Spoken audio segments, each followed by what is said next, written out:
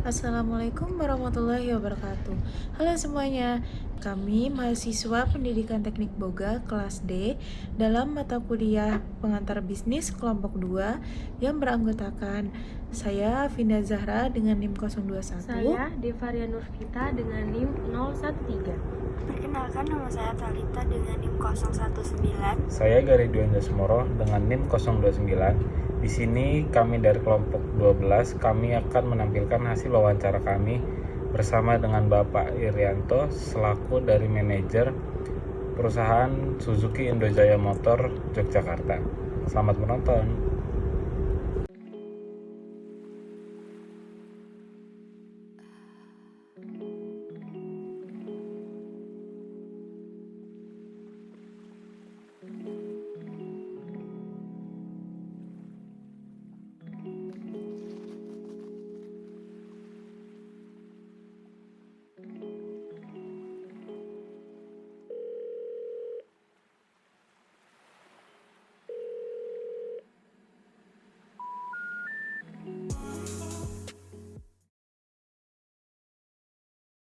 PT Indojaya Motor Sukses. PT Indojaya Motor Sukses. Indojaya Motor Sukses. Iya. Itu jenis bisnisnya itu jual motor Dan jasa servis. Kaitannya kan ada itu. Jual motor dan jasa servis. Dari tahun berapa ya? Ada 27 tahun. Mungkin lebih malah. Dari tahun 92. Kalau saya bergabung mulai tahun 94.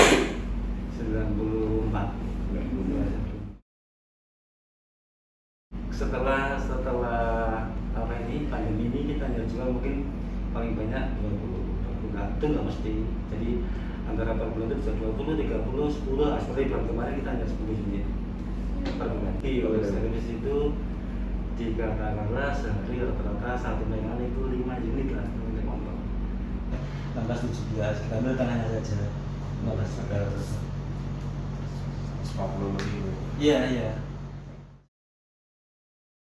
Di sini 25. Sini 25. Ya. Di cabang itu rata-rata 5 sampai 6. Itu counter, mekanik, kepala cabang, kasir. Jadi kalau di total 49. Kalau dibanding merek lain kita bertahan di mesin. Kita mesinnya mas. Maksudnya kalau masalah bodi memang di kita kurang. Berarti kelebihannya kayak di mesin Ya, lebih kalau awal. mesin sudah kita pakai mas. Dan ori dan alat ori sepertinya kan kita tidak punya spare ori. Ya, jadi kita ada 4 cabang ya. Di sini di Kaki Biro, Donggala kalau tahu sama Barumo itu semua masuk ke pusat ke saya. Oh, ini jadi pusat ini. Iya. Segmen kita atau gimana? Segmennya kalau tergantung tipe seperti apa kayak naik ada sekarang ada motor baru namanya Avis tuh. Nanti bisa lihat. Itu untuk milenial ya, untuk kaum milenial. Tapi kalau dulu masih ingat zamannya Bravo itu. Bravo itu kan itu untuk orang tua. Karena anak muda pakai Bravo malu. Mungkin dulu orang saya itu pakai Bravo malu dulu ya. Maunya Vespa kan. Hanya kita punya kegiatan yang untuk menginfokan ke masyarakat itu ke pasar, namanya canvassing ya. Canvassing kalau dulu kan bawa unit mereka ke cabang sama salesman yang ada itu hanya berunsur lah. Di sana kan ada namanya si A, si B, C. Mereka kan kontak itu yang paling efektif ke konsumen tahu kalau masih ada Suzuki di Jogja seperti itu. Kita ya cari pasar, cari peluang lah. Namanya ada keramaian seperti tadi saya bilang ada funpack. Kalau yang di Jogja kita pasti waktu ada acara itu kita naik di sana. Tapi kalau kita nggak bisa di pasar, pas namanya pasar itu tahu pasar-pasaran itu yang setiap seminggu sekali mereka seperti pasar Cebongan, pasar Mogiri kan ada pasar yang di sana ada kan ramai ya, semua orang kan datang, kita kan standby di sana. Itu yang kita upayakan. Lalu pasar-pasar harian, pasar seperti pasar Keranggan, pasar Tuak itu kan hanya sekitar bagus. Sama WA Group mas. Nah, itu yang berarti WA Group. Dengan pelangganan RU itu atau kita punya grup mungkin grup SMA, grup SD ya kita kirimin program kita itu malah nyangka. Lalu kita ada teman-teman WhatsApp atau kontak yang punya Instagram ya. Kalau bulan kemarin kita sempat laku di situ ada Mbak Jenny. Kalau pemasaran secara online kayak melalui iklan gitu ada nggak?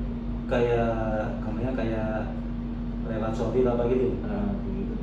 Kita pernah kerjasama sama apa ya? Apa namanya? Kedai apa itu? Tadi aku tadi. Tapi nggak jalan. Nggak jalan karena gini mas, mereka tuh kan ya pokoknya online ya. Aku lupa namanya itu kan mereka punya minta 5% dari transaksi kan tinggi mas. Saya nggak mau kan tinggi, lebih baik saya ngejar aku atau pakai Instagram gitu. Ya itu memang efektif, tapi kalau dari harga misalkan 15 juta 5% kan banyak. So itu ya untuk Dan untuk berjalan 1 tahun nggak berhasil.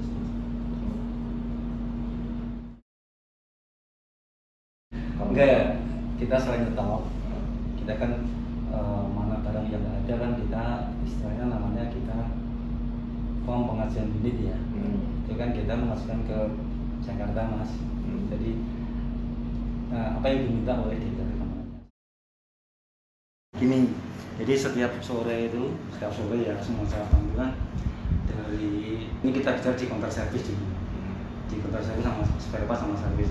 Mereka setiap sore lapor ke kasirnya mereka. Lalu kalau penjualan kita setornya setiap bulan sekali lah, dari Senin, Kamis sama Sabtu.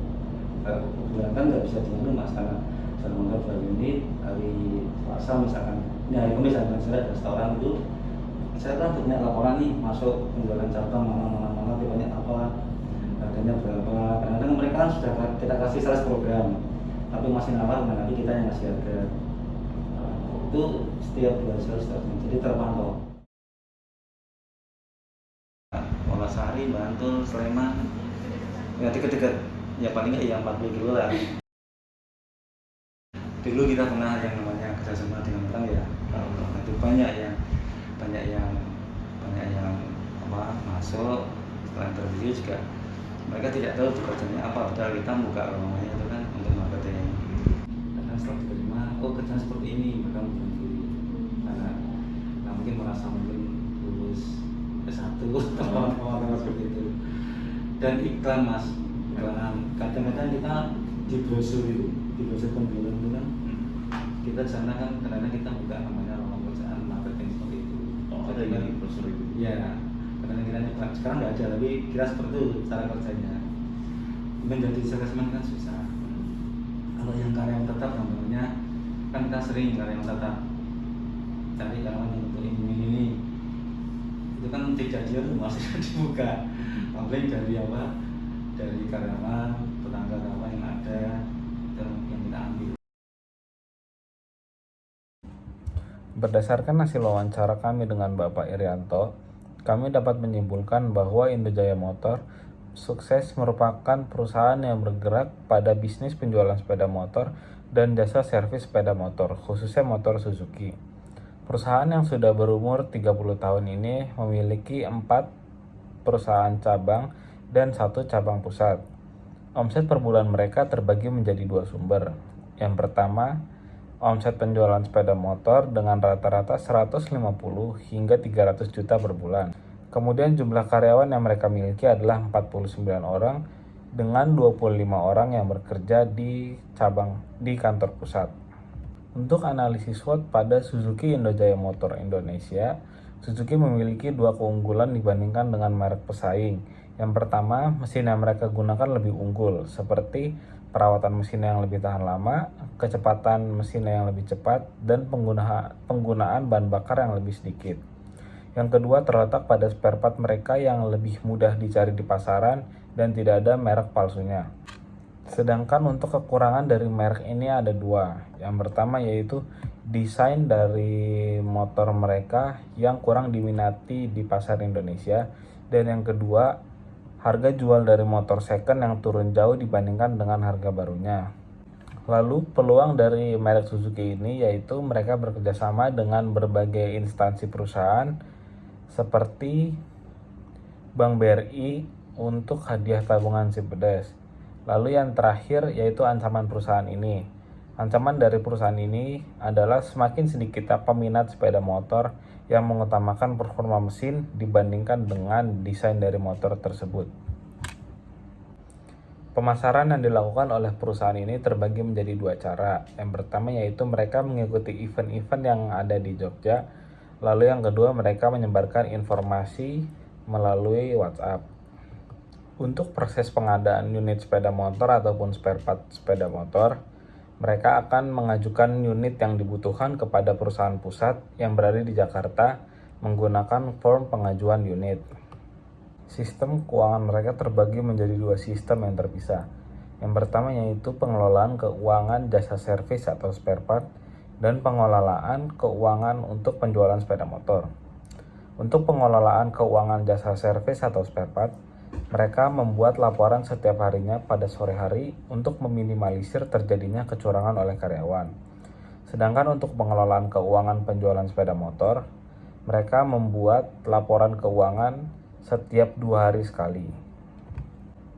Lalu langkah yang mereka lakukan untuk meminimalisir terjadinya kerugian selama masa pandemi yaitu mereka menutup berbagai cabang yang ada di Yogyakarta yang awalnya 12 cabang hingga sekarang menjadi 4 cabang dengan tujuan untuk mengurangi kerugian yang ada, dan mereka juga mengurangi jumlah karyawan yang ada dari sekitar 490 hingga sekarang menjadi 49. Saran dari kelompok kami yaitu perusahaan ini mulai melakukan pemasaran pada media sosial seperti Instagram ataupun Twitter. Isi dari media sosial ini bisa dimulai dari promo-promo yang ada ataupun informasi mengenai peluncuran produk baru. Hal ini bertujuan agar dapat lebih dikenal oleh masyarakat khususnya generasi muda.